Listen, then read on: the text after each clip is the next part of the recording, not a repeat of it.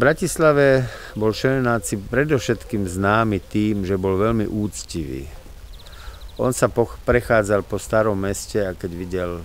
Oblečený ako? Bol oblečený práve v tom fraku a s cylindrom, ale on mal tých frakov viacej. V zime nosil taký čierny frak a tmavý cylinder, v lete nosil biely frak s takou krémovou vestičkou a slamený klobúk, ale vždy, keď niekoho videl, tak sa vždy slušne pozdravil a dievčatá zdravil podľa toho, akou rečou rozprávali: ruky boskávam, kisty hand alebo keze čokolom.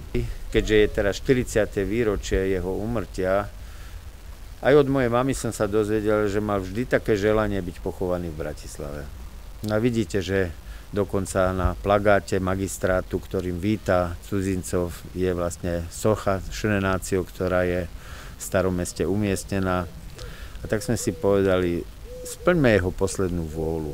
Tak teraz sa nachádzame práve pri hrobe Ignáca Lamára, Šenenáciho. A zajtra už tu nebude, lebo dneska ho exhumujeme a potom ho 2. septembra pochovávame v Bratislave.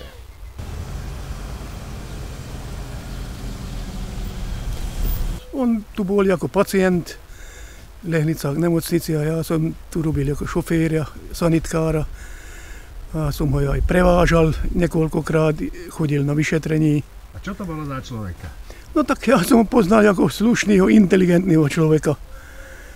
Ja som tak z videní poznal aj z Bratislavy, keď skoro každý deň som chodil do Bratislavy, tak občas som ho aj videl.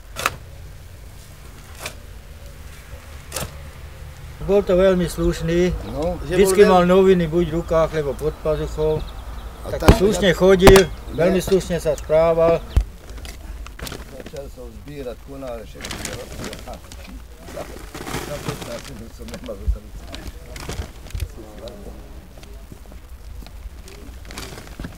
Takto zebral klobúk a takto zdravil. A každému hovorí, že kadiť čokolom, zdravil každému. Ruky boskávam, no. No neviem, či ho pochovávali v cylindri, ale vyzerá to, že to je kus čiernej látky, takže predpokladám. Bude v obleku. Hej? Bude, jasne, lebo pozrite, už je ďalšie časti látky.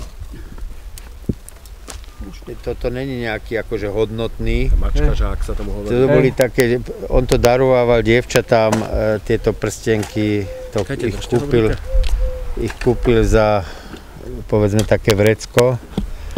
A včera práve som stretol jednu pani, ktorej to vtedy slúbil, bolo malé dievčatko a hovorí, že ho nedal, a tak jej aspoň ukážem. Myslím si, že aj tá zelená farba je taká milá, to tak dáva taký optimizmus. Tak Šenenáci sa po 40 rokoch vracia do Bratislavy a tým, že naplňame jeho poslednú vôľu, je to aj zmysel a poslanie našej spoločnosti Ferdinanda Martinenga, sa snažíme jednoducho dať úctu ľuďom.